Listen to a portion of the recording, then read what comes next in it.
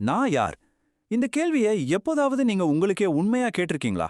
சும்மா ஏதோ பேச்சோட பேச்சா இல்லாம நம்மளோட உனிக்கையே பத்தின ஒரு ஆழமான, ரொம்ப ரொம்ப அடிப்படையான கேள்வியா? யோசிச்சு பாருங்க. ஆயிரக்கணக்கான வருஷமா பெரிய பெரிய ஞானிகள்ல இருந்து நம்மள மாதிரி சாதாரண மனுஷங்க வரைக்கும் இதுக்கு பதில் தேடிட்டு தாங்க இருக்காங்க. இன்னைக்கு நாம ரமண மகரிஷியோட வழிகாட்டுதல்ல அந்த தேடலை ஒன்னா சேர்ந்து மேற்கொள்ள போறோம். இது நமக்குள்ளேயே நாம செய்ய போற ஒரு பயணம். சரி, வாங்க ரொம்ப அடிப்படையான ஒரு உண்மையிலிருந்து ஆரம்பிக்கலாம். எல்லா உயிர்களுமே துக்கமே இல்லாம எப்பவும் சந்தோஷமா இருக்க தான் ஆசைப்படுது. ஒரு செகண்ட் யோசிங்களேன். இந்த உலகத்திலேயே நீங்க ரொம்ப அதிகமா நேசிக்கிறது யார? உங்கள தானே? அதுக்கு காரணம் என்ன தெரியுமா? இந்த மூல நூல் சொல்ற மாதிரி அந்த அன்புக்கே காரணம் நம்ம கிட்ட இருக்கிற அந்த மகிழ்ச்சி தான். நம்மளோட இயல்பே ஆனந்தம். அதனால தான் நம்ம மேல நமக்கே இவ்வளவு அன்பு. இதுதாங்க நம்மளோட இந்த தேடலோட ஸ்டார்டிங் பாயிண்ட். ஆனா இங்க தான் ஒரு பெரிய கேள்வி வருது இல்லையா? நம்மளோட உண்மையான இயல்பே சந்தோஷம்தான்னா, அப்போ ஏன் நம்மளோட ஒவ்வொரு நாளும் ஏகப்பட்ட கவலைகள்லயும் ஒருவித அசந்திருப்தியிலையும் போகுது? அந்த நிரந்தரமான சந்தோஷம் எங்க போச்சு? அது ஏன் நம்ம கிட்ட தங்க மாட்டேங்குது? இந்த கேள்விதான் நம்மள இந்த விசாரணையோட மையத்துக்கே கூட்டிட்டு போக போகுது. அந்த உண்மையான நிலையான சந்தோஷத்தை அடையணும்னா நாம முதல்ல நான் யாருன்னு உண்மையிலேயே தெரிஞ்சுக்கணும். இந்த மூல நூல் ரொம்ப தெளிவா சொல்லுது. தேடல் வெளியில இல்ல, நமக்கு உள்ளதா இருக்கு. அச்சா, உன்னை யோசிச்சு பாருங்களேன். கனவே இல்லாத நல்ல ஆழ்ந்த தூக்கம். அப்போ எந்த கவலையும் இல்ல, எந்த எண்ணமும் ஓடல, வெறும் அமைதி, ஒருவித ஆனந்தம் மட்டும்தான். அந்த நிலைய நம்ம முழிச்சிருக்கும் போதே எப்படி அடையிறது? அதுக்கு தான் இந்த நூல் ஞான விசாரம், அதாவது அறிவை வச்சு செய்யற ஒரு விசாரணைய வழிகாட்டுது. அதோட முக்கியமான கருவே நான் யார் அப்படிங்கிற இந்த ஒரு கேள்விதான். இந்த விசாரணையோட ஸ்டைலே ரொம்ப சுவாரஸ்யமானதுங்க. நாம எதையும் புதுசா சேர்க்க போறதில்ல. அதுக்கு பதிலா தேவையில்லாததை எல்லாம் கழட்டி விட போறோம். நாம இதுதான் நான் அப்படின்னு தப்பா நினைச்சிட்டு இருக்கிற ஒவ்வொரு விஷயத்தையும் வெங்காயம் உரிக்கிற மாதிரி ஒவ்வொரு லேயரா உரிக்க போறோம். நாம நான் அப்படின்னு நினைக்கிற எல்லாத்தையும் இது நான் இல்லைன்னு மறுக்க போறோம். ரெடியா? சரி வாங்க, நாம பொதுவா நான்னு சொல்ற பதில்களை ஒன்னொன்னா நீக்கி பார்க்கலாம். முதல்ல இந்த ஸ்தூல உடல். இந்த நூல் என்ன சொல்லுதுன்னா, நீங்க இந்த உடம்பு கிடையாது. இது வெறும் ஒரு கருவி.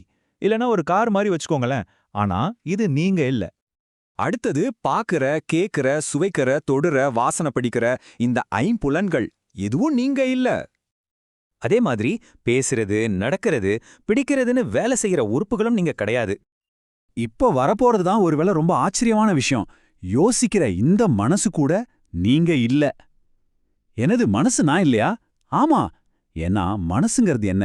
வந்து வந்து போற எண்ணங்களோட ஒரு கூட்டம், அவ்வளவுதான். அது நிரந்தரமான, மாறாத நான் கிடையாது.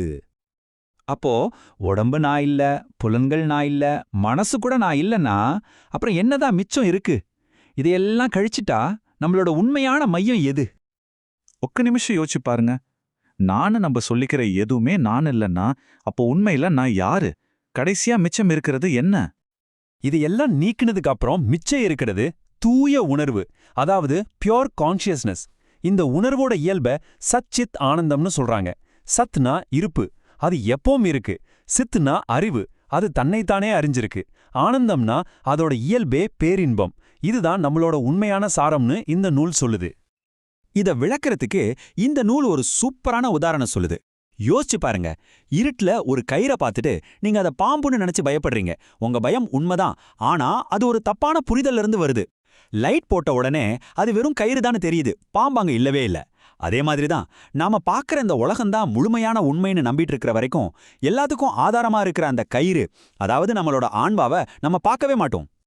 சரி, தியரியா ஆன்மான்னு புரிஞ்சுக்கிட்டோம். ஆனா இத அனுபவத்துல உணர்றது எப்படி? அதுக்கு என்ன வழி? அந்த பிராக்டிக்கல் வழிமுறை தான் இந்த விசாரணை. இந்த நூல் பிரகாரம் நம்ம மனசுல வர்ற எல்லா எண்ணங்களுக்கும் ஆணி வேற நான் அப்படிங்கிற ஒரு எண்ணம் தான்.